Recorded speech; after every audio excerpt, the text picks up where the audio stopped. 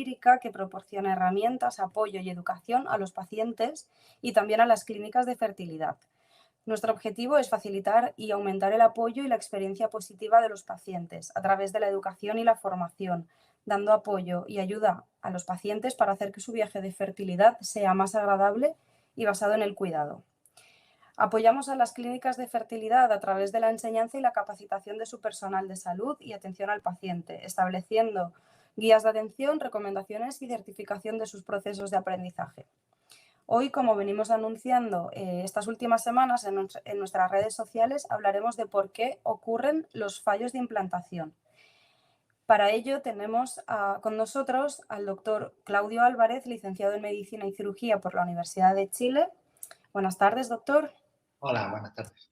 Especialista en ginecología y obstetricia, máster en reproducción humana por la Universidad de Valencia, y el doctor Álvarez lleva cerca de 20 años dedicado a la medicina reproductiva.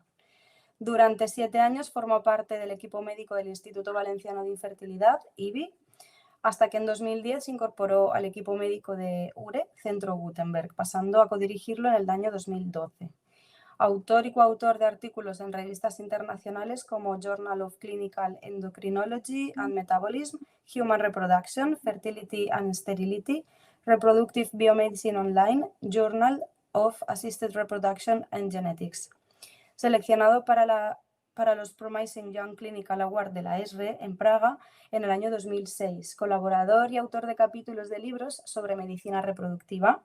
Ha realizado presentaciones y comunicaciones orales en congresos nacionales e internacionales. También es miembro de la Sociedad Española de Ginecología y Obstetricia, de la Sociedad Española de Fertilidad, SEF, y del Comité Permanente del Grupo de Interés de Endocrinología.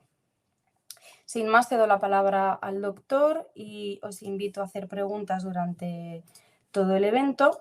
Sabéis que podéis escribir en el chat y al final de la presentación del doctor haremos un turno de micrófono abierto, digamos, para que podáis ir transmitiendo vuestras dudas o vuestras inquietudes al doctor y él os irá respondiendo.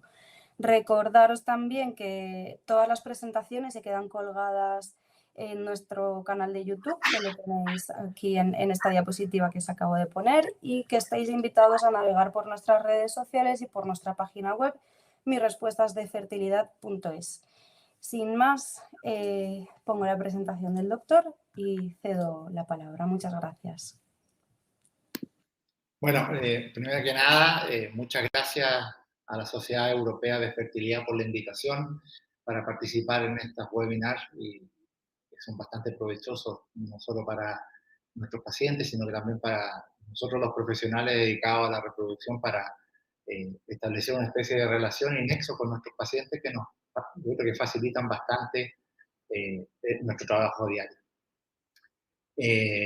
La verdad es que cuando me invitaron a participar de estas charlas, el capítulo del fallo de implantación es un tema que me apasiona porque además de ser un tema que plantea un desafío importante al enfrentar a un paciente con fallo de implantación, nos obliga a estar en permanente desarrollo, en permanente estudio, en permanente buscar nuevas alternativas de tratamiento y estudio a las parejas que afecta este tipo de diagnóstico. ¿Por qué ocurre el fallo de implantación? Bueno, antes de hablar un poco de las causas del fallo de implantación, la verdad es que cuando enfrentamos a una pareja que viene a nuestra consulta y nos dice, doctor, ¿qué nos pasa? Porque me he hecho de todo, todas las pruebas habidas y por haber, todo está normal, me he hecho 2 o 3 fecundaciones in vitro y no he logrado el embarazo, no he logrado lo que yo necesito, lo que yo quiero, y no solo no he logrado el embarazo o me he embarazado y ese embarazo no ha llegado adelante. Y ahí nosotros, después de evaluar sus antecedentes, le decimos, bueno, ustedes tienen un fallo de implantación. Y palabra que probablemente se sobreusa al momento de dar un diagnóstico a las parejas. Después de esta presentación, la idea es ver un poco, acotar en qué consiste un fallo de implantación, cuándo realmente es un fallo de implantación, porque hay que diferenciarlo de otros diagnósticos que muchas veces son confusos. Y antes de esta diapositiva tenía una animación, pero las voy a describir. Aquí intento reflejar que el fenómeno de la fertilidad o de lograr un embarazo, aquí está reflejado el aparato reproductor femenino, la vagina, el útero, las trompas, el ovario. Entonces el proceso consiste en que un espermatozoide campeón ha sido capaz de capacitarse, atravesar el cuello del útero, ascender por el útero, viajar por la trompa, llegar hasta aquí, hasta el tercer externo de la trompa. En ese momento, probablemente del ovario en el ovario se ha producido la ovulación de un óvulo maduro que termina su maduración al ser fecundado por el espermatozoide. Ese óvulo fecundado ya convertido en un embrión se transporta por la trompa hacia el útero y una vez en el útero se tiene que producir este proceso de implantación en la cavidad uterina, en el tejido endometrial. Pues bien, esto que parece, bueno, que hay como unos 7 o 8 factores que participan en este proceso, la verdad es que es bastante ineficiente, sobre todo en la especie humana. Nuestra tasa de fertilidad es de un 23% aproximadamente por ciclo menstrual. Eso significa que de cada 100 parejas que están buscando embarazo en su casa, en forma natural se embarazan solo 23. Eh, Más cifra, un día 15% de las parejas que se logra embarazar va a terminar en un aborto antes de las 12 semanas. Sí, por ejemplo, otra entidad que también escuchamos mucho son los embarazos bioquímicos. Esos son mm, embarazos, implantación que se produce, pero que ese embarazo no alcanza a llegar a la etapa en que yo puedo visualizarlo en la ecografía. El embarazo bioquímico, esta situación es más frecuente de lo que pensamos. Es decir, los humanos somos, como digo, ineficientes. La mayoría de los intentos no van a terminar en un embarazo. Por eso que muchas veces es una cosa de paciencia. Por eso cuando hablamos de infertilidad en mujeres menores de 38 años, tenemos que hablar de infertilidad cuando ya la pareja lleva un año aproximadamente o más buscando embarazo y no lo logra. Por eso que ya de por sí, como digo, el proceso de lograr un embarazo es bastante complejo y difícil. Ahora, la implantación embrionaria, ese fenómeno que decía antes de la implantación que se produce del embrión en el útero, es un proceso mediante el cual el embrión, en la fase de blastocisto, se fija al endometrio materno para continuar su desarrollo. Por lo tanto, debe existir un diálogo entre el embrión y el endometrio. Si no se establece este diálogo, no puede haber implantación. Por lo tanto, a nivel de la implantación, vamos a encontrar que tenemos dos actores, uno que es el embrión y otro el tejido endometrial, que representa el útero.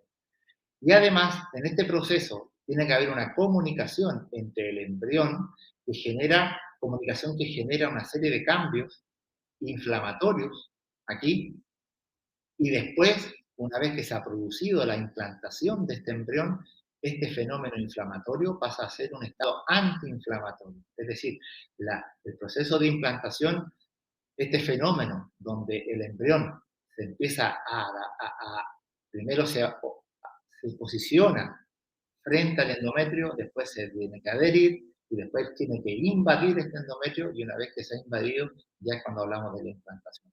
Entonces, primero, como digo, tiene que haber una especie de inflamación y después un estado antiinflamatorio. Y ese estado antiinflamatorio es el que se caracteriza o se encarga de que ese embarazo sea evolutivo. Aquí también tiene que haber un proceso de tolerancia inmunológica, porque el embarazo, por mucho que sea que esté en nuestro cuerpo, en el cuerpo de la mujer se haya gestado ahí, etcétera, es un ser extraño antigénicamente, por lo tanto de por sí genera una especie de rechazo en el útero. Pero la naturaleza es sabia y tiene mecanismos de inmunidad, de tolerancia inmunológica local a este nivel que hacen o evitan que se produzca ese rechazo. Por otro lado, esto es una especie, esta relación que mostraba antes, dinámica. Dinámica en el sentido que el endometrio juega un papel importantísimo.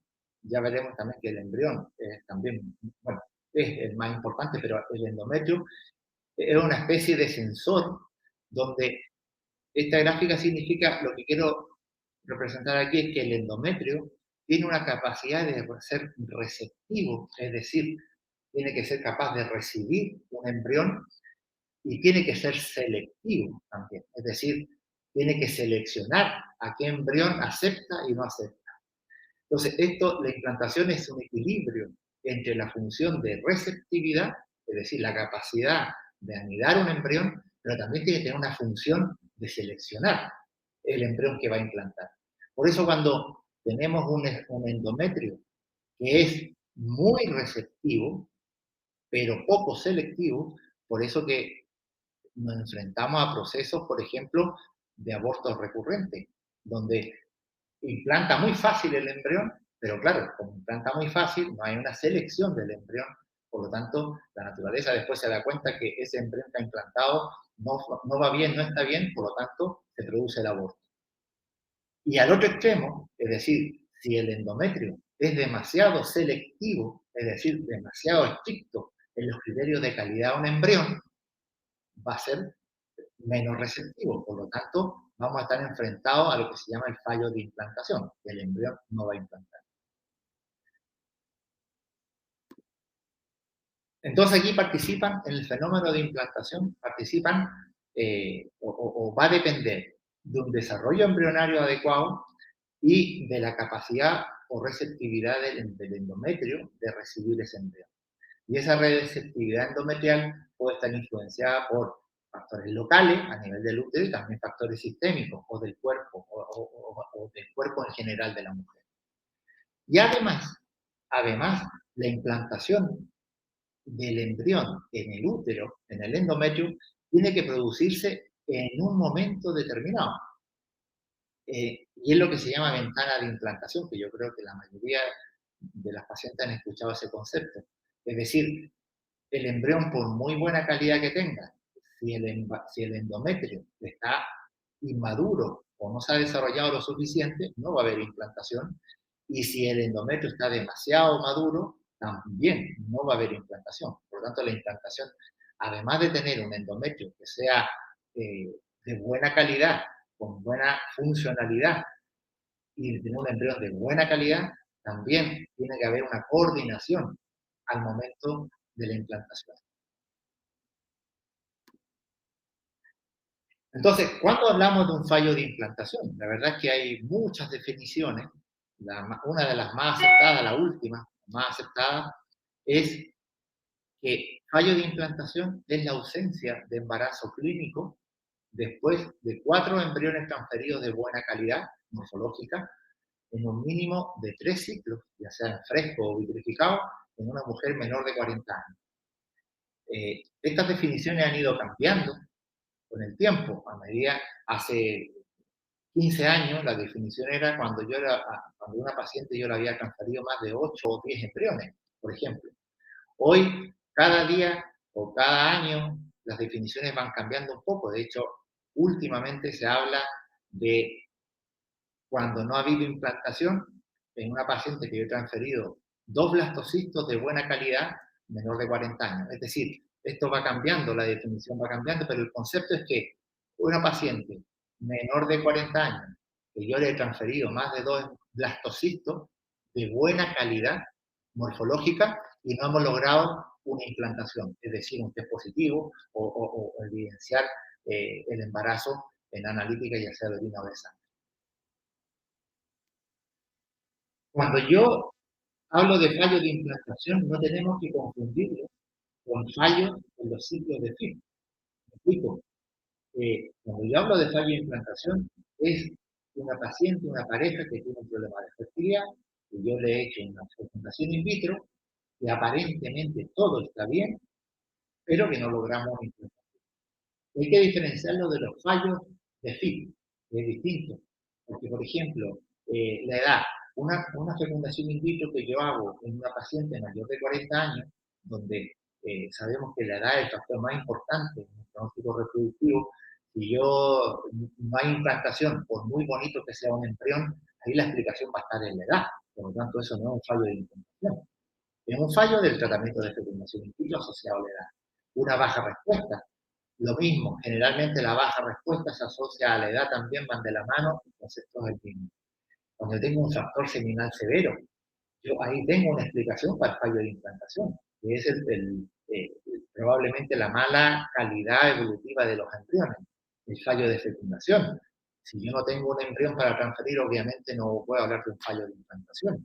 La mala calidad embrionaria, como dije antes, la definición para hablar de fallo de implantación tiene que haber una buena calidad evolutiva de los embriones.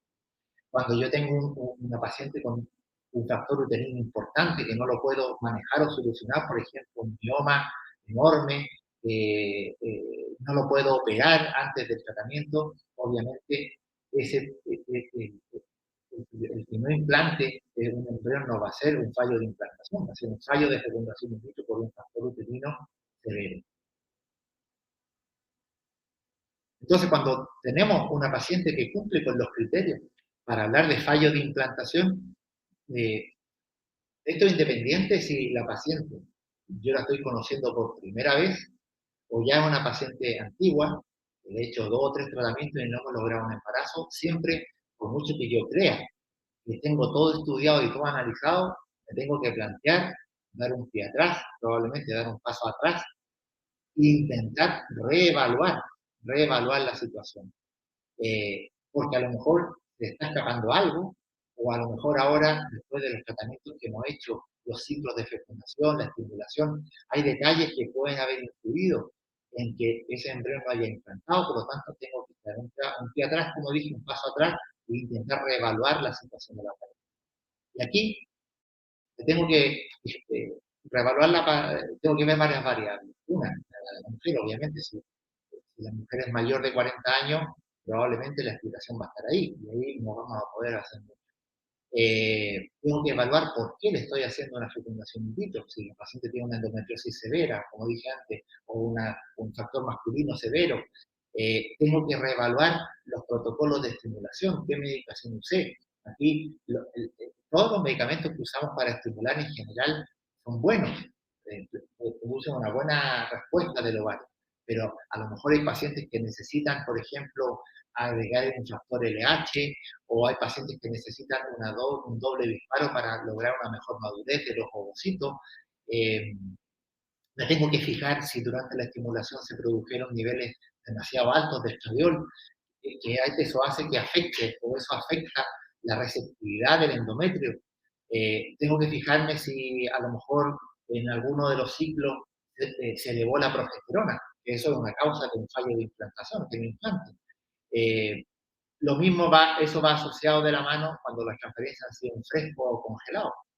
La técnica de la transferencia, porque yo a lo mejor he hecho una estimulación fantástica, la mujer ha respondido a la estimulación en forma, vamos, precisa, todo ha ido perfecto, el desarrollo embrionario perfecto, pero llega el momento de la transferencia, y si en la transferencia ha sido difícil, he tenido que usar una pinza para coger el cuello, que está proscrita, pero bueno, hay gente que lo usa, o se generaron contracciones durante la transferencia, etc. Detalles a ese nivel pueden generar el problema de implantación. Entonces, las fallas de implantación al final van a ser por una causa, ya sea una disminución de la receptividad del endometrio, o por una alteración en el desarrollo embrionario, o causas multifactoriales que pueden afectar tanto al embrión como a la receptividad del endometrio. Por lo tanto, cuando yo intento, el objetivo del tratamiento del fallo de implantación es intentar aumentar la receptividad endometrial y mejorar la calidad embrionaria, si puedo hacer eso. Y volviendo a la diapositiva del principio, aquí hay dos actores, entonces tengo que pensar, ¿puedo mejorar o estudiar el embrión? ¿Puedo mejorar o estudiar algo que se me haya escapado a nivel del endometrio? Entonces ahí es donde, a nivel del endometrio, me tendré que preocupar de descartar anormalidades uterinas. En una ecografía, probablemente se me estén escapando algunas cosas que, por lo tanto, voy a necesitar, por ejemplo, una ecografía en 3D del útero o una histeroscopia. ¿Qué cosas se pueden escapar a la ecografía convencional? Por ejemplo, una adherencia, una endometritis, un pequeño septo que no logro verlo en la ecografía en 2 dimensiones y sí, en la de 3 dimensiones y en la histeroscopia. Eh, un factor, por ejemplo, tubárico, un hidrosalping, que es la dilatación de las trompas.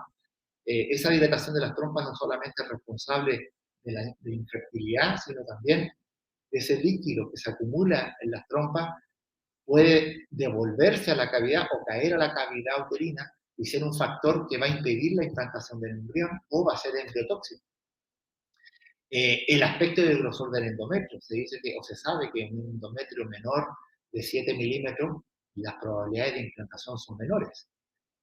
Factores endocrinos, por ejemplo, una paciente con una diabetes mellitus no tratada o una paciente con hipotiroidismo no tratado, eso también va a ser un factor sistémico que va a afectar la capacidad de implantación. La obesidad mórbida también, o la obesidad en sí, es un factor que altera la receptividad del endometrio. La trombofilia, si bien es cierto, no está muy claro si las trombofilias afectan o no la implantación, pero es un factor a tomar en cuenta. Las trombofilias son una serie de enfermedades que se caracterizan por un exceso de coagulación, que en el momento, ¿y por qué podrían afectar? Porque el embrión cuando está implantando necesita formar nuevos vasos sanguíneos que comuniquen con la irrigación de la madre, y eso, cuando una paciente tiene trombofilia, podría generar trombos que podrían obstruir ese normal flujo de alimentos entre la madre y el niño, etc. Causas infecciosas, una endometritis crónica, una alteración de la microbiota que está muy de moda ahora. Es decir, todos esos factores al final pueden influir en el fenómeno de la implantación. Y los factores inmunológicos también. Como dije al principio, en la implantación, en los primeros días hay una respuesta inflamatoria y después una respuesta antiinflamatoria. Y si esa respuesta no se genera, puede generar problemas de implantación. Por el lado del embrión sabemos que las pacientes, más o menos un 2,5 a 3% de las pacientes que tienen fallos de implantación van a tener problemas en los cromosomas de los padres, es decir, en los cariotipos.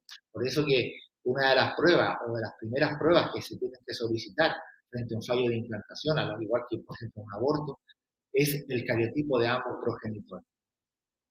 Eh, Después, el biólogo también va a ser muy importante para que me diga, mira, la zona pelúcida de este embrión o de estos embriones o de esta paciente es demasiado, está alterada y por lo tanto en un siguiente intento habrá que hacer un hatching, etc. Eh, Estas últimas dos cosas, los medios de cultivo subóptimos y la selección embrionaria, yo creo que son cosas, obviamente, hablan de la calidad de un laboratorio, pero yo diría que a día de hoy la mayoría de los centros de reproducción contamos con altos niveles de calidad en cuanto a en los laboratorios, en la capacitación de los embriólogos, en el profesionalismo, etc. Entonces, ya esos dos últimos factores yo los quitaría de la lista, no sé por qué no lo he quitado ahora, pero ya es hora de quitarlo. Y hay factores multifactoriales, es decir, la endometriosis, por ejemplo, y la adenomiosis son dos enfermedades que pueden afectar tanto en la calidad del embrión, por la alteración de la calidad del ovocito, y también podrían afectar a nivel de la implantación, porque alteran el ambiente uterino eh, para el momento de la implantación, no podrían alterar. Los hidrosalping, como ya lo que dije antes, los protocolos de estimulación ovárica, como dije antes también, que los altos niveles hormonales pueden afectar esa calidad o receptividad del endometrio. La obesidad, el tabaco, son dos factores que afectan tanto en la calidad de los gametos, tanto a nivel del ovocito como del espermatozoide, eh, como también a nivel de la receptividad endometrial. Y como dije antes, la técnica del transfer, que muchas veces no le damos la importancia que se debe, que se merece, pero es como yo siempre digo a los pacientes, mire, el transfer es la guinda de la tarta. Si yo esta guinda no está bien, por mucho que hayamos hecho una tarta perfecta, no va a funcionar. Por eso que es súper importante. Es decir, el obtener una implantación o un recién nacido influye una cantidad de factores. desde el punto de vista de los progenitores, sea por el lado del óvulo del espermatozoide, a nivel genético, enfermedades ambientales, la misma técnica del ICSI, la misma técnica de la estimulación, como dije antes, de la congelación, a día de hoy no se ha demostrado que afecte, pero también son factores que hay que tomar en cuenta. Los medios de cultivo, la manipulación, porque al fin y al cabo la reproducción asistida, como dice el nombre, es una reproducción asistida, donde nosotros estamos entrometiéndonos en un proceso que la naturaleza debería manejar a la perfección, pero nos metemos en medio. Y la realidad es que cuando hablamos de fallos de implantación, la verdad es como la teoría del iceberg. Es que nosotros muchas veces vemos la punta, pero hacia abajo hay una cantidad de masa de hielo impresionante. El fallo de implantación es lo mismo. Probablemente si yo estudio poco a la paciente, si estudio poco a la paciente, probablemente voy a ver una punta muy pequeña del iceberg y a lo mejor hacia abajo me estoy perdiendo demasiadas cosas. Si estudio demasiado a la paciente, claro, voy a aumentar el nivel de conocimiento y mi diagnóstico de fallo de implantación va a ser mucho más acotado, mucho más certero. Pero ahí es donde entramos o podemos entrar en una exageración de pruebas que no están científicamente probadas, que muchas veces no tienen una validez, una validación científica, que nos podemos encontrar en caminos sin salida o que nos llevan a un mismo sitio o que no nos llevan a ninguna parte. Por eso que es muy importante el equilibrio también a la hora de pedir pruebas y demás. Ahora bien, si bien es cierto, decía un poco, bueno, no pesimista, pero bastante poco halagüeño en el sentido de que hay muchos factores y muchas cosas que pueden influir, este trabajo, publicado el año 2019, la verdad es que nos viene a decir un poco que el fallo de implantación no es un diagnóstico, sino que es una situación que está pasando en una pareja. Es decir, que yo haya tenido 2 o 3 transferencias y no haya logrado el embarazo, no significa que eso siempre vaya a ser así. Es que no tocaba todavía que se embarazara. Entonces, por ejemplo, este trabajo nos muestra que un estudio de seguimiento retrospectivo, es decir, a 118 mujeres, después de haber tenido un diagnóstico de fallo de implantación, eh, se vio qué pasaba con ella o qué había pasado con ella. Y se hizo un seguimiento hasta 5.5 años después. Y oh sorpresa, de esas 118 mujeres diagnosticadas con fallo de implantación, el 49% se había embarazado con un niño nacido vivo, y de hecho el 18% de esos embarazos había sido por un embarazo en su casa. Y que la media había logrado ese diagnóstico, ese embarazo 9 meses después de que le dieron el diagnóstico de fallo de implantación. Es decir, que probablemente esta es una muestra muy reducida de mujeres, pero que nos da la tranquilidad o nos tiene que ayudar a enfrentar un fallo de implantación, no como una cruz o un sello que me han puesto aquí en la frente y me han dicho tengo fallo de implantación y no me voy a embarazar nunca. O tengo que hacerme pruebas a vida y por haber porque no lo voy a lograr nunca, ¿no? Este trabajo nos viene a decir que no solamente hay pacientes que tenían fallo de implantación y que después se embarazaron en su casa en forma natural, sino que el pronóstico frente a un nuevo tratamiento fue del 49% de embarazo evolutivo y complacencia nacional. Por lo tanto, es verdad que el fallo de implantación es, sigue siendo y será un reto clínico, no solamente, obviamente, para las parejas, sino que para, para los que nos dedicamos a esto, es un reto clínico, porque cada pareja es un mundo, cada pareja tiene su historia. Entonces, es un desafío constante. Es importante, como dije antes, la reevaluación. Por mucho que yo haya estudiado una pareja, después que yo hago el diagnóstico de fallo de implantación, estoy obligado a hacer una reevaluación, un checklist de decir, uy, esto no lo he estudiado, esto lo tengo que repasar, o después de esta estimulación pasó esto, por lo tanto voy a tomar estas decisiones. O probablemente esta paciente ahora necesite esta estimulación en esta otra, etc. Y pone ahí, la decisión basada tiene que ser en juicios individuales. El fallo de implantación no es igual para todas las parejas. Cada pareja tiene su situación. Y cada pareja necesitará su tipo de estudio, etcétera. Y aquí tenemos que echar mano a equipos multidisciplinares. Es decir, si yo estoy sospechando un problema inmunológico, tendré que mandar al inmunólogo. Si yo estoy sospechando un problema endocrino, al endocrinólogo. Si yo estoy sospechando un problema de una malformación uterina, un problema uterino, tendré que pedirle a un compañero que le haga una endoscopia, si yo la hago, etc. Las decisiones tienen que ser transparentes. Obviamente, cuando yo hago el estudio y llego a una conclusión que tengo un fallo de implantación, porque muchas veces, la gran mayoría de las veces, nos enfrentamos a un fallo de implantación idiopático. Es decir, que no encontramos una explicación. No encontramos una explicación. Y ahí, la diapositiva que mostraba antes de ese trabajo de seguimiento a largo plazo nos debe dejar tranquilos o nos debe dar la esperanza de que probablemente no tenemos que tirar la toalla, tenemos que hacer algo y podemos hacer algo. Probablemente repetir un ciclo, lo que no significa que el hacer un tercer o cuarto ciclo, el pronóstico vaya a ser malo. Insisto, cada pareja es un mundo. Las decisiones que yo tome con una pareja tienen que ser basadas en evidencia científica.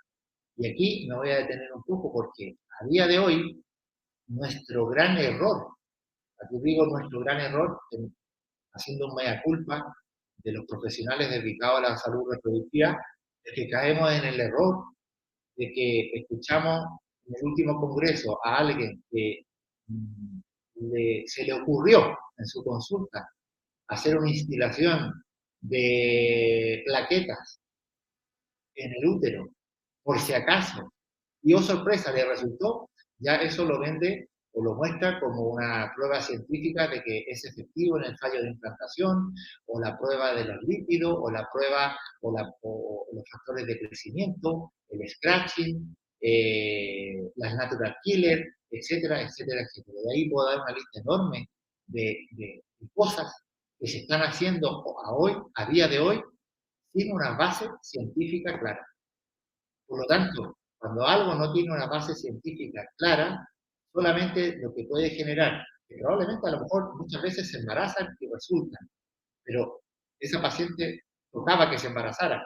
Probablemente lo que yo he hecho o lo que se hizo no fue el responsable de lograr ese embarazo.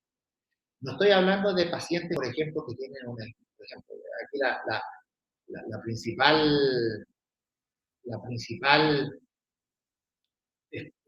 escudo o escudo de batalla, no sé cómo decirlo, es el factor inmunológico. Ese hoy en día la gran incógnita, si los factores inmunológicos afectan o no afectan la implantación. Cuando una paciente tiene una enfermedad inmunológica, por supuesto que sí, eso puede ser el responsable o la responsable de un fallo de implantación. Pero si una mujer es sana y no tiene una enfermedad inmunológica, difícilmente la inmunología va a ser el responsable de su fallo de implantación. Y no podemos tampoco dejar de lado el gran impacto psicológico que esto tiene. Porque cuando una pareja tiene un fallo de implantación, es una pareja que ha pasado por 2 o 3 tratamientos, por pruebas, por estudios, por visitas al médico cuando no ha resultado el tratamiento, etc. Y no es que el estrés o el impacto psicológico sea a nivel de los resultados, pero sí una paciente que está en esta situación tiene que estar o intentar estar una, intentar estar lo más tranquila para poder enfrentar este proceso, que es complejo, ¿vale? De la mejor forma. Y obviamente la pareja tiene que estar informada. Informada no a nivel científico en el sentido de que yo le voy a explicar a una paciente la base molecular de lo que yo estoy haciendo, pero sí explicarle que, mira, esta prueba no la voy a hacer porque, aunque la paciente la haya leído en internet, esta prueba no te la hago por esto, porque no está probado, no está científicamente validado, puede ser contraproducente, etcétera, etcétera. Es decir, es súper importante que la pareja no va a tomar decisiones la mayoría de las veces, pero sí tiene que saber lo que está haciendo, informada por su equipo médico. Bueno, y eso era lo que yo quería un poco hacer una especie de resumen, porque de fallo de implantación podemos hablar muchas cosas y muchas veces.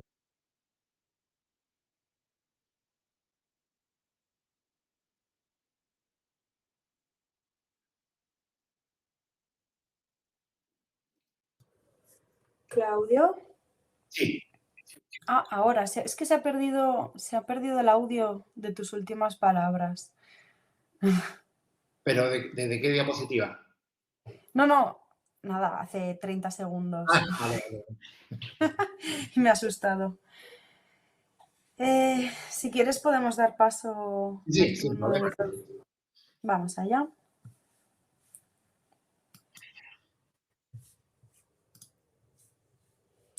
Ángela nos dice, buenas tardes, estoy en proceso de un tercer intento de Fibixi. En el primer intento no hubo ningún ovocito en el laboratorio fecundado, con lo cual no hubo transferencia. El segundo hubo transferencia, pero tal cual me transfirieron tuve un síncope. Le dije a mi doctor que soy inmunodepresiva, tengo psoriasis y me dijo que no guardaba relación con que me diera una beta negativa. ¿Eso es así? A ver, aquí hay dos cosas, dos situaciones. A ver, primero, el hecho de que solamente no se haya, por ejemplo, en el primer intento no se haya logrado obtener un ovocito, ningún ovocito, ahí eso se puede deber a varias cosas. Una, que Ángela tenga una baja reserva ovárica, una baja reserva ovárica severa, y que por eso no haya respondido de una buena forma el ovario, o que tenga una reserva normal, pero no haya respondido a la medicación, o que haya respondido a la medicación y no se haya logrado un ovocito o más ovocitos maduros. Es decir, para la primera situación, el primer ciclo, hay que evaluar esas cosas en el sentido de reserva ovárica, respuesta a la estimulación, maduración final y recuperación de los ovocitos. Ahora, si tenemos una reserva baja, tan baja que solamente hemos logrado un ovocito, entonces ahí el problema probablemente va a ser la baja reserva, no un problema inmunológico. Ahora, en la segunda situación, eh, el síncope probablemente, generalmente la transferencia, cuando pasa la cánula de la transferencia con el cuello del útero, muchas veces puede producir un reflejo vagal, una respuesta vagal que puede generar un síncope, pero eso no va a generar que no haya implantación. Eso la paciente se puede sentir mal, mareada, le baja la tensión, pero no va a ser el responsable de que no haya implantado. Ahora, la psoriasis es una enfermedad inmunológica que sí ahí puede haber algo de relación en la implantación. Pero si la psoriasis está bien controlada y no hay una crisis de psoriasis de por medio, no debería ser un problema. Si está controlado y tratado. Nos dice a continuación, tengo reserva ovárica normal, me extrajeron 6 maduros, pero el esperma de mi marido son malos. Vale. Ahí, por ejemplo, ahí aparece ya otro factor, que es el factor seminal importante, o sea, que puede explicar por qué ha habido fallo de fecundación. Un factor seminal severo puede ser el responsable del fallo de fecundación. ¿Vale? Ahora, en resumen, ahí, en ese caso, no podemos hablar de un fallo de implantación, porque ahí hay un factor seminal severo que explica por qué no ha habido fecundación. Hay, si bien es cierto, hay 6 ovocitos maduros, pero no es lo que habitualmente uno debería encontrar en una estimulación. Lo ideal cuando uno hace una fecundación in vitro es lograr, ojalá, mínimo unos 10 ovocitos, ¿vale? Para tener un mejor pronóstico. Eso no significa que no se pueda hacer una fecundación con menos ovocitos, pero lo ideal es tener más de 10 ovocitos, idealmente. Mire, acabando con Ángela, si quieres luego volvemos a ti, Ángela, voy a publicar tu última pregunta y luego daré paso a Esther. Dice, ¿el déficit de vitamina D qué implica en la implantación? La vitamina D está muy de moda últimamente, porque, bueno, primero, todas las vitaminas son necesarias para el buen funcionamiento de nuestro cuerpo, no solo la vitamina D, la A, la B, la C, todas, todas. es necesario. Pero la vitamina D participa en varios procesos metabólicos, no solamente en la función del ovario, también a nivel de la función del endometrio. Por lo tanto, cuando una paciente tiene déficit de vitamina D, no significa que eso sea el responsable del fallo de implantación, pero sí es necesario que haya buenos niveles de vitamina D para que haya un buen funcionamiento tanto a nivel del ovario como a nivel del, del lo diré, de la función del endometrio.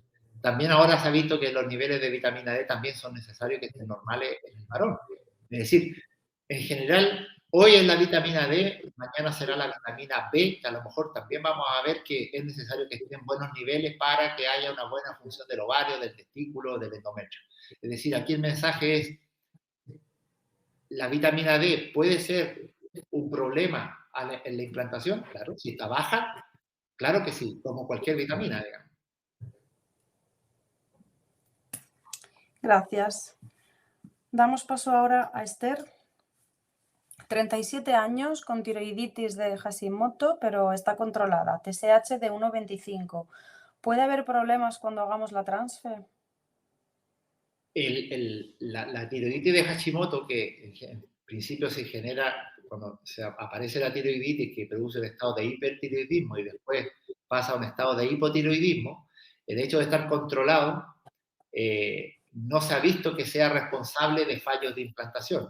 El hipotiroidismo produce fallos de implantación, como dije antes, cuando no está controlado.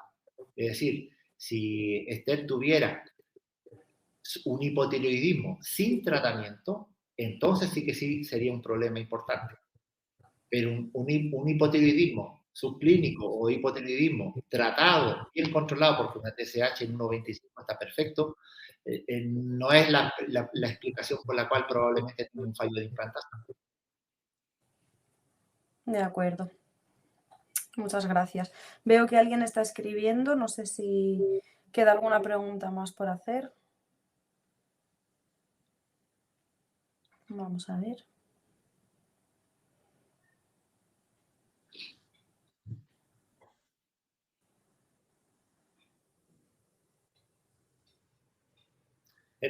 Principal, lo importante en esto del fallo de implantación es no tirar la toalla, porque siempre está la posibilidad de encontrarnos con un buen embrión que va a hacer su trabajo en un endometrio que esté en buenas condiciones. Por lo tanto, como dije antes, el pronóstico no nos tiene que... No podemos ser pesimistas. A ver, aquí. Ángela, si no somos compatibles, ¿que puede haber fallo de implantación? ¿El genotipado KIR-HLCA?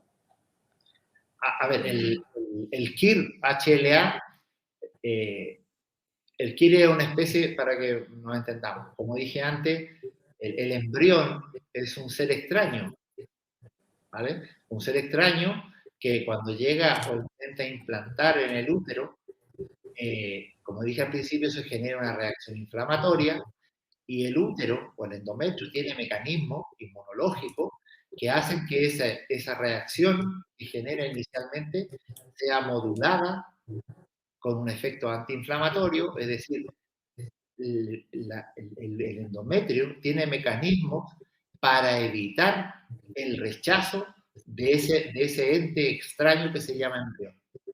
Entonces, los KIR son, son una especie de antenas que hay en el endometrio, ¿vale? Y los HLA son las señales que tiene el embrión. Entonces, hay tres tipos de KIR y tres tipos de HLA. Los KIR pueden ser AA, AB o BB. Entonces, cuando una mujer tiene KIR AA, esa paciente o esa mujer va a tener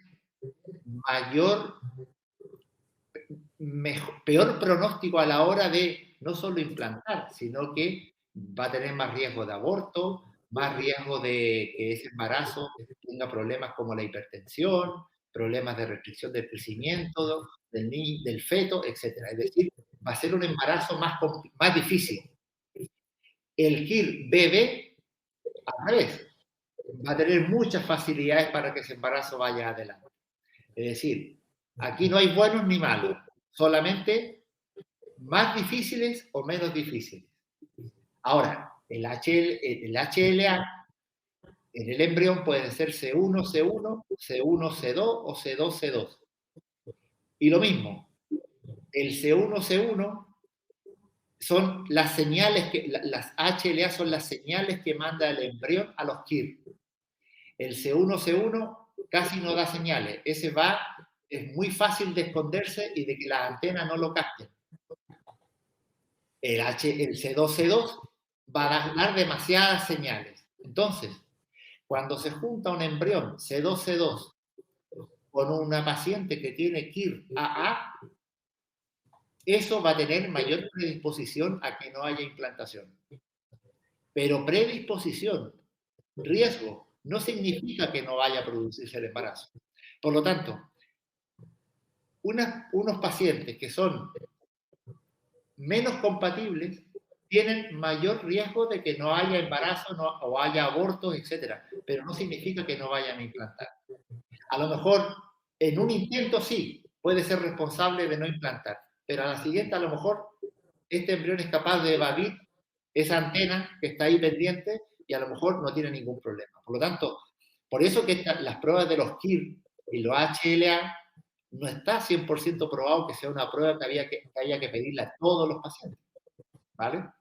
Pero sí, cuando existe un KIR AA y los HLA C2, C2, existe menor predisposición a la implantación. Pero no significa que no vaya a haber. Volvemos a Esther. Entendido, ok, el tema del Hashimoto, pero si hay anticuerpos antiperoxidasa, tampoco pasa nada. Perdón por la insistencia, pero es mi enfermedad de base y me tiene preocupada. Los anticuerpos no se ha demostrado que sean responsables de fallos de implantación. Lo importante es mantener controlada la enfermedad. Ahora, si la paciente que ha tenido Hashimoto, que tiene obviamente anticuerpos altos, probablemente y tenga fallos de implantación, esa paciente es candidata, o Esther es candidata a que la evalúe un inmunólogo, porque a lo mejor el tener Hashimoto es una predisposición a tener patología inmune en otra parte del cuerpo. Por lo tanto, es necesaria una evaluación, porque vale que el Hashimoto esté controlado y que todo esté bien tratado desde el punto de vista de la tiroides, pero a lo mejor una paciente con Hashimoto perfectamente puede tener un factor inmunológico digestivo, por ejemplo. Eso afecta la flora, la microbiota intestinal.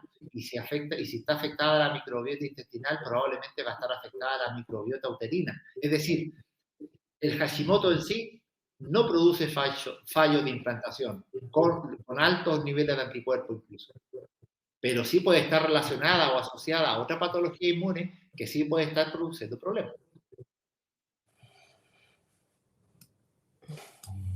Ángela, si sale incompatibilidad en la prueba el KIR-HLA, ¿hay algo que hacer? Eso va a depender de si los tratamientos son con gametos propios, ¿vale? Porque si hay incompatibilidad en la prueba KIR-HLA, es decir, significa que yo no soy compatible, entre comillas, con mi pareja. Entonces, claro, el tratamiento sería cambiar de pareja y eso nadie lo va a hacer. Entonces, lo que se recomienda cuando existe en una pareja una incompatibilidad de KIR, porque es que no me gusta hablar de incompatibilidad, porque aquí no existe la incompatibilidad en los KIR, es que tenga más o menos riesgo. La recomendación ahí es transferir de uno en uno los embriones. No tentarse a poner dos embriones. Porque si yo pongo dos embriones, la respuesta de rechazo va a ser mucho mayor. Por lo tanto, la transferencia debe ser de embrión único. Ahora, si yo voy a hacer un tratamiento con donación, por ejemplo, de óvulos, entonces, y la mujer tiene el KIR AA, entonces tengo que buscar o intentaré buscar una donante que tenga HLA C1C1. que va a tener menor respuesta antigénica. Es decir, ahí se podría hacer algo. No sé si me he explicado bien. Es decir, cuando el tratamiento es con óvulos propios y semen propio, ahí no hay nada que hacer. Ahí lo que hay que hacer es poner un embrión de uno en uno, no tentarse a poner más de uno. Cuando yo voy a recurrir a una donación de gametos, entonces tengo que buscar, ahí tengo la posibilidad de buscar un gameto más compatible, que son los HLA C1C1. Pues muchísimas gracias. Están agradeciendo tanto Ángela como Esther las respuestas, la publico. Bueno, qué bueno que sirva. Sí, y veo que... Ah, mira, Ángela decía que sí, entendido y gracias, decía de nuevo. Pues damos unos minutitos de cortesía para alguna pregunta más, si os quedan dudas. Si no, vamos cerrando el webinar, a no ser que el doctor Claudio quiera explicar alguna cosa más, si haya quedado alguna cosa en el tintero. Yo creo que no. No, principalmente lo que estaba diciendo antes, que en el fallo de implantación, lo principal, no tirar la toalla porque existe alternativa desde el punto de vista de pronóstico. Es decir, si estamos hablando de un fallo de implantación real, idiopático, que no hay una explicación aparente, el pronóstico es bueno en el sentido de que lo que hay que hacer es intentarlo nuevamente. Eso por un lado. Segundo, la recomendación es no desesperarse en buscar pruebas o tratamientos que no están 100% probados. No, que los pacientes no sean, primero, que los pacientes no le pidan pruebas a sus médicos, porque me quiero hacer esta prueba que lo leí en tal parte, o que se le hicieron a mi amiga, o que, etcétera. Hay muchas pruebas, una lista enorme de pruebas que uno podría pedir en los fallos de implantación. Y cuando existen muchas cosas para algo, es porque ninguna sirve. Ninguna. O sirve muy poco. O si esa prueba sale alterada, no existe un tratamiento probado para esa alteración. Ni tampoco existe algo o alguien que diga que para esa prueba alterada hay que hacer tal tratamiento. Por lo tanto, aquí no tenemos que desesperarnos y no podemos empezar a disparar a tontas y a locas, sino que hay que hacer un checklist, una evaluación, un chequeo, y si no se me ha escapado nada, entonces lo que hay que hacer es volver a la carga y volver a intentarlo, mejorando algunas cosas, detalles que pueden aparecer, pero no enfrascarnos en pruebas complejas, carísimas, que probablemente no tengan ningún rendimiento. ¿Vale? En lo personal, por ejemplo, en un fallo de implantación, sí o sí yo recomiendo siempre, bueno, aparte de los cariotipos, descartar las trombofilias, una histeroscopia, porque hay cosas que a lo mejor en la ecografía se me están escapando, y cuando yo estoy seguro de que los embriones tienen muy buena calidad morfológica, en las mujeres jóvenes no hay nada que se me esté escapando, entonces tal vez ahí me planteo, por ejemplo, el test de receptividad endometrial, que es el test ERA, ¿vale? O similar, que me dice o me habla de la ventana de implantación. Porque de cada 100 pacientes con fallo de implantación real, más o menos un tercio de las pacientes tienen esta ventana alterada. Y en las cuales yo soy capaz de evaluar esta ventana, cuando yo hago la siguiente transferencia, logro un embarazo evolutivo en un porcentaje importante de esas pacientes. Entonces, pero otra prueba más allá ya entraba en un terreno oscuro, nebuloso, sin rendimiento claro, sin pruebas científicas claras. Y ahí entra una serie de cosas que seguramente los pacientes han leído en internet, toda una lista enorme. Los factores de crecimiento intrauterino, los lípidos, el PRP, que son el autotrasplante de plaquetas, la inyección intrauterina de HCG, etcétera. Todas esas cosas son cosas que científicamente no están probadas. Y mientras no estén científicamente probadas, probablemente si yo se la indico a un paciente, estoy haciéndole a lo mejor un perjuicio más que un beneficio. Muchísimas gracias. Veo que alguien está escribiendo. A ver, Ángela. Muchísima suerte. Gracias, me ha servido muchísimo lo que me ha dicho el doctor. Pensaba hacerme el kit y ahora no. Pues bueno. Como digo, lo del KIR va a ser una información, no más que eso. Y si yo me estoy haciendo tratamientos con mis óvulos, con mi semen, entonces el KIR, la verdad, no tiene mucho sentido porque me va a dar información, pero no me va a pautar lo que yo tenga que hacer.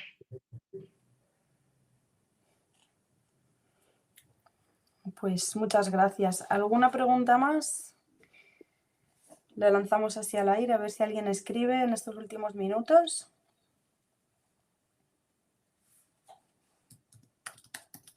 Pregunto por escrito.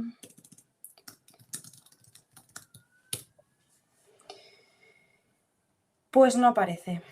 No Bueno, parece que tengan más dudas, así que agradecemos muchísimo, muchísimo el webinar de hoy con el doctor Claudio Álvarez. Ha sido un placer. Y os dejo la diapositiva de donde podéis encontrar nuestras redes sociales. Ay, disculpad.